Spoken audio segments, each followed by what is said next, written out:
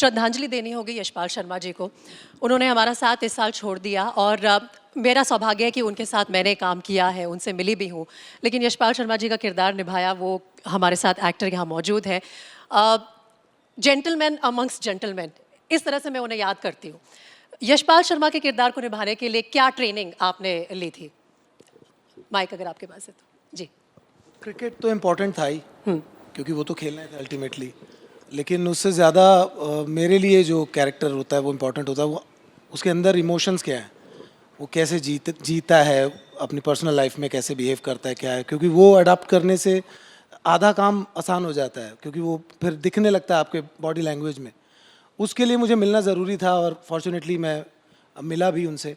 और मेरा ध्यान वही था कि वो कैसे, उनका बिहेवियर कैसा है, वो कैसे बात करते हैं, उनका अपना रिलेशनशिप घर पे कैसा है, टीममेट्स के साथ कैसा है।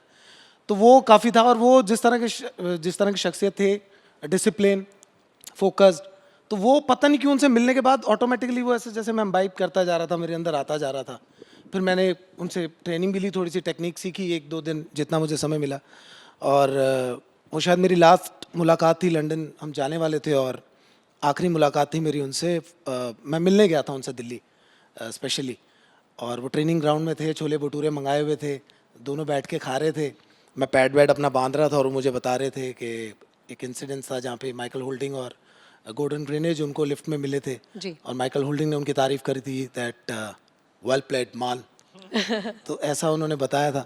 तो वो सब करा और उसके बाद सीखता गया, समझता गया, फ़ोन पे कनेक्टेड रहा, उनसे बात करता रहा।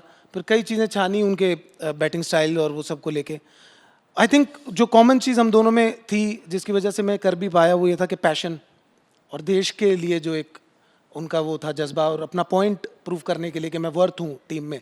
और जिस जज्बे के साथ वो लड़े, जो पहले मैच में हमने देखा, पहले ही मैच में अगेंस्ट वेस्ट इंडीज़, तो आई थिंक वो काम मेरा आसान करता गया। और बाकी ऑफ कोर्स ये इतनी प्यारी टीम साथ में थी।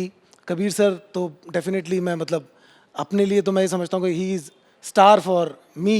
अगर मैं इस फिल्म की बात करूँ तो मेरे लिए तो सबसे इम्पोर्टेंट ये हैं। और पाजी, यशपाल जी को इससे अच्छा ट्रिब्यूट और क्या हो सकता है कि देखिए अब एक फिल्म आ गई है जिसमें उनकी लेगेसी इस किरदार के थ्रू जी जाएगी।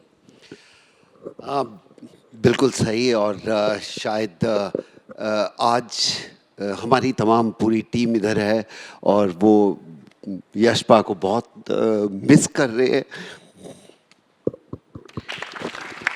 पाजी, आई नो बहुत इमोशनल मोमेंट है।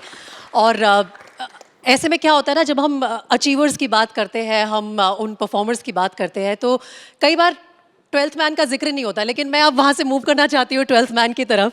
शिखा, सुनील वेल्सन का रोल निभाया है और उन्होंने आप ये बताइए कि जब बाहर बैठ के कोई कैरेक्टर प्ले करना हो, जिसका फील्ड पे कोई काम नहीं है, वो कैसा एक्सपीरियंस था?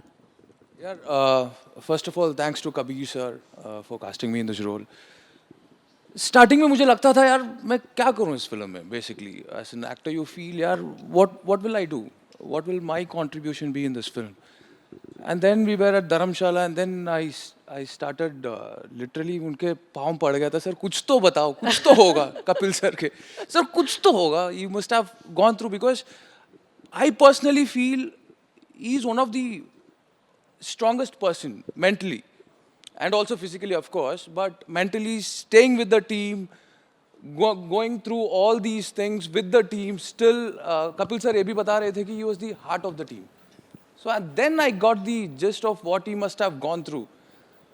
फिल्म में भी डायरेक्टली बताते नहीं है सर मुझे जाके अभी इस बार खेलना है। तो मैंने जब बात की तब भी उन्होंने बताया नहीं कि या I was happy for the team, I am with the team till now. So that gave me what I am supposed to do. Kabir, क्या ये डिफिकल्ट कैरेक्टर था सुनील वेल्सन के लिए? एक तो कन्विंस करना एक एक्टर को कि आपको एक क्रिकेट एक्शन मूवी में गेम नहीं मिलने वाला है, क्या मुश्किल था ये?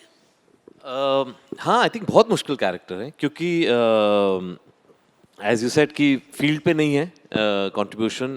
He is one person who was part of the winning team, लेकिन फील्ड पे उनको मौका नहीं मिला। लेकिन वो कैसे, वो बिल्कुल एक टीम का हिस्सा है। वो उस एक कैरेक्टर के थ्रू वो दिखाई देता है कि इस टीम में किस किस्म की बॉन्डिंग थी। बिल्कुल ये नहीं था कि आज मैच में कौन किसने क्या परफॉर्मेंस किया तो कुछ एक इक्वेशन बदल रहा है नहीं बदल रहा, ये सब एक साथ एक लेवल पे चल रहे थे। आई थिंक इसलिए ये कहानी इतनी खूबसूरत है कि सब लिटरली, मैं कहता हूँ कि ना, मतलब जवान बिल्कुल बंच ऑफ बॉयज एक दूसरे को पकड़ के इन्होंने खींच के they have reached that position की वर्ल्ड कप जीते। तो आई थिंक वॉली का एक कैरेक्टर जो है वो बहुत इंपॉर्टेंट कैरेक्टर है, बिकॉज ये टीम का जो बैलेंस होता है ना वो उनके कैरेक्टर के थ्रू दिखाई देता है। बिल्कुल आप ठीक कह रहे हैं, क्योंकि उस वक्त जो हुआ वो हो गया, किसी के मन में क्या रहा, लेकिन पर्दे पर जब आता है तो कहीं ना कहीं लोगों के इमोशंस को आप लेकर के आते हैं और वो बहुत डिफिकल्ट है। अच्छा रणवीर, अब इमोशंस की चूँकि बात हुई है तो दीपिका का जिक्र हमेशा होता है। एक बड़ी अच्छी और खूबसूरत सी बात मुझे पता चली कि जब वो ये पूरा वर्ल्ड कप का ये गेम हो रहा था और आखिरी इनिंग्स में हम चल रहे थे, उस वक्त रोमी मैम जो थी वो वहाँ स्टेडियम से बाहर चली गई, दुखी होकर कि शायद भारत जीत नहीं पाएगा, लेकिन उन्हें अंदर नहीं आने दिया गया जब भारत उस वक्त क्या ये सच है? क्या कपिल पाजी साहब की बात हुई कभी?